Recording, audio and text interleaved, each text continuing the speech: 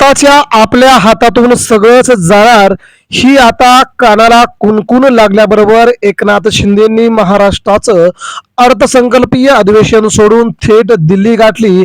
आणि मित्रांनो, इथे मात्र दिल्लीमध्ये वेगवान घडामोडी घडल्या, ज्या घडामोडी एकनाथ शिंदे यांच्या शिवसेनेच्या स्वप्नात देखील आल्या नव्हत्या।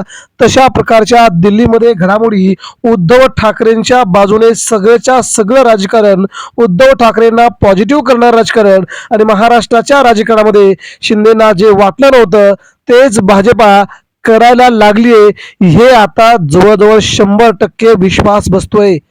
आमदार तर अपात्र होतायतच, परंतु हातातून सगळंच जातंय, यावर काय तोडगा काढता येईल का, यासाठी एकनाथ शिंदे यांनी अचानक दिल्ली दौरा सुरू केला आणि लागोलाग महाराष्ट्राचे नेते असणारे उदय सामंत यांच्यासह बडे बडे नेते दिल्लीच्या वारीवरती निघाले। मात्र मित्रांनो, नेमकं दिल्लीत या 2 दिवसामध्ये काय घडलंय, महाराष्ट्रामध्ये उद्धव ठाकरे यांच्या शिवसेनेच्या संदर्भात नेमकी काय आनंदाची बातमी आहे, तर शिंदे सेनेला नेमकं काय घडलंय केंद्रामध्ये, मित्रांनो या 2 बातम्यांचा घेऊया आढावा। महाराष्ट्राचं राजकारण आता मात्र ठाकरेंनी आपल्या फक्त स्वतःच्या हिमतीवरती फिरवलंय, हे कोणीही नाकारता कामा नये। मित्रांनो, सर्वांनाच माहित आहे, एकनाथ शिंदे काल तडकाफडकी मुंबई सोडून दिल्लीला रवाना झाले।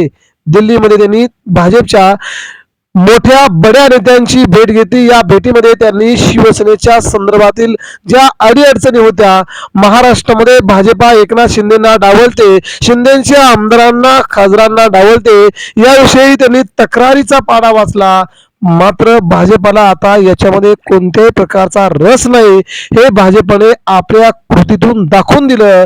दुसरीकडे मित्रांनो, शिवसेनेच्या बाबतीतल्या निकालाच्या संदर्भातील सगळेच्या सगळे आमदार अपात्र होणार का, हा मोठा मुद्दा कानावरती आल्याबरोबर शिवसेनेच्या वकिलांनी, उद्धव ठाकरेंच्या वकिलांनी ज्या प्रकारे ही संपूर्ण केस हाताळली आहे, यावरूनच आपल्या वकिलांच्या सगळ्या नेत्यांचं, वकिलांचं शिंदेने दिल्ली गाठणं म्हणजे हातातून आमदार अपात्र होत आहेत हे महाराष्ट्राला दाखवून देणं, हे आता सगळ्यांनाच समजलंय, सगळ्यांनाच उमगलंय। यामुळेच एकनाथ शिंदेंचा दिल्ली दौरा खूप महत्वाचा वाटतो। मित्रांनो, शिवसेना कशी वाचवायची यावरती चर्चा करण्यासाठी एकनाथ शिंदेंनी नरेंद्र मोदींची भेट घेतली। शिवसेना आपल्या हातातून जाणार नाही याची काळजी घ्यावी, शिवसेना आपली आहे, आपल्याकडेच राहावी, नेते देखील तुम्हालाच सपोर्ट करतील, असा विश्वास भाजपला देण्यात आला।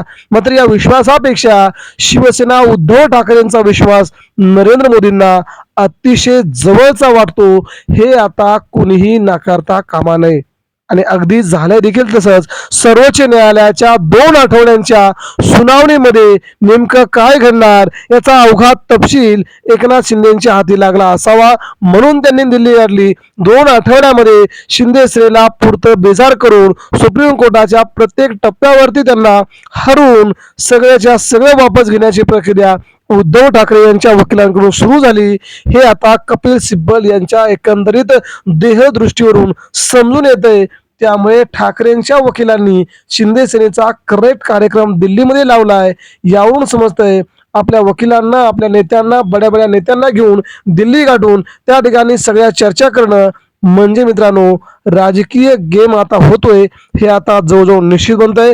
या सगळ्या घडामोडींच्या पाठीमागे दुसरं एक महत्वाचं कारण आहे, ते म्हणजे उद्धव ठाकरेंचे खासदार आपल्या बाजूने फिरतायत, हे सांगण्याची की वेळा सध्या एकनाथ शिंदेंनी आता दिल्लीमध्ये बातमी फेकली असून भाजपला देखील याच प्रकारचं राजकारण हवं होतं। पण दिल्ली दौऱ्यात जे साध्य झालं ते मात्र एकनाथ शिंदेची शिवसेना सांगायला तयार नाही।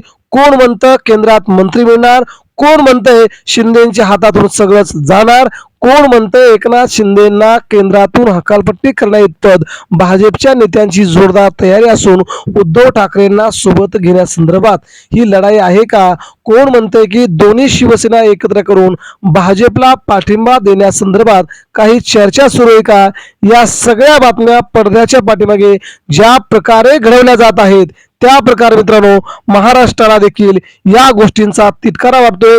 आगामी काळात उद्धव ठाकरे यांच्या बाजूने कपिल सिब्बल हा सगळ्यात मोठा विजय मिळवून देतील हा विश्वास मात्र या निमित्ताने उद्धव ठाकरेंना त्यांनी दिला. यामुळे केंद्रात भाजपला आता उद्धव ठाकरे जवळचे वाटू लागलेत. शिंदे सेनेचे 40च्या 40 आमदार अपात्र होतील ही देखील केंद्रातून आतापर्यंत आपल्यापर्यंत पोहोचलेली सगळ्यात मोठी अपडेट तुमच्या समोर मांडावीशी वाटते. धन्यवाद.